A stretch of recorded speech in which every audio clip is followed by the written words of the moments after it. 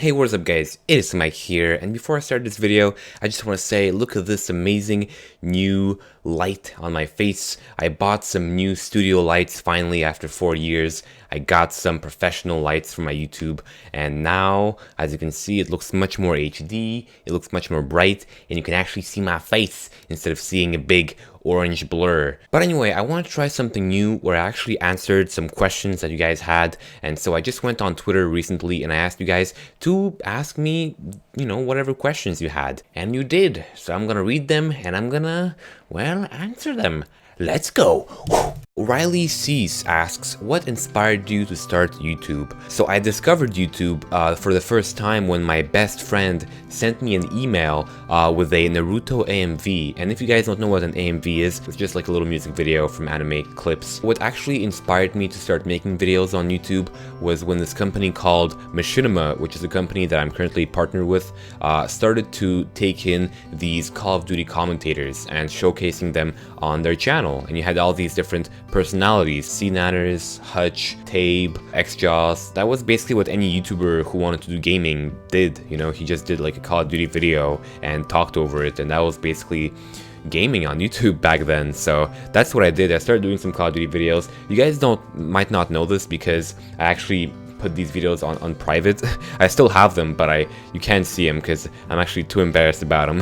What inspired you to begin creating FNAF related content? So the very first time I came across FNAF was, I think like most people, which is I saw Markiplier's video, and then I saw Matt Pat's video theory on it, which was basically a theory on, the game being a parallel to a real life murder in a restaurant. So yeah, basically Markiplier and Matt Pat were the two that really got me into it. If you weren't doing YouTube, what would you do for a job? So ever since I was little, I always wanted to have a job involving video games in some way. Like that was always what I absolutely wanted, because I was always obsessed with video games. I always played games whenever I was home, and whenever I was at school, I would just think about video games all day long, which is probably not a good idea.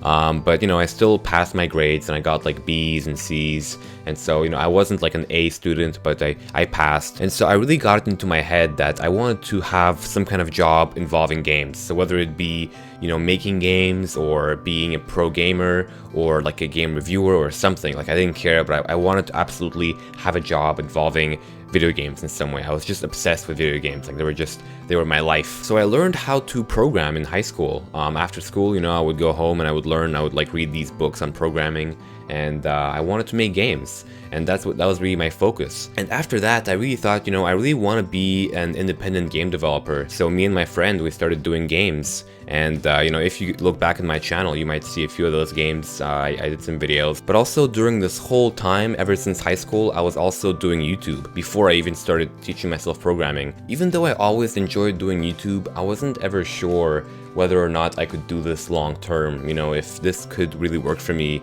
and put food on the table and pay the rent for, the long run. But as more time went by, I realized, what, this really seems to be working. So I decided to stick to YouTube, and I kind of put game development on the back burner. What's your biggest fear? Oh, you guys want to know about my deepest and darkest secrets?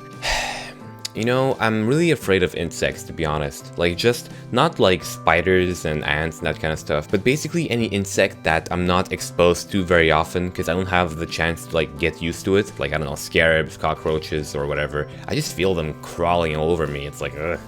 Also, being lost in space, even though it's like a really irrational fear, I don't know, it's not gonna happen in my lifetime probably. Just floating in like an endless abyss just kind of scares me, I guess, and black holes and that kind of stuff. Just this infinite nothingness around you. God damn, this video is really depressing. You and your questions. Would you rather be punched in the face by Mike Tyson or punch a toddler while being seen by thousands of people? What is your opinion on the PC master race? We will prevail. Actually, not really. I don't really have any opinions on PC or Xbox or PlayStation. Back when I was younger, we didn't have the money to afford a good PC, so I played on consoles. But yeah, during my life, I've been switching back between consoles and PC. Whichever at any given time is most convenient is the one I use. How has YouTube changed your life? Well, the main thing that YouTube really helped with is helping my parents financially. They've been working their whole lives. They're actually immigrants from Europe, and they've been working minimum wage, and being able to actually support them to the point where they don't even have to work anymore is such a great feeling, and that's all thanks to you guys, so thank you. I really appreciate it. How many games does it take to make a glass of smoke? How often do you watch porn? I think this is a good time to stop it here, guys. Alright, that was a good little question and answer session. Hope you guys enjoyed that. And I'm gonna go, I'm gonna go play some FNAF. Alright, goodbye.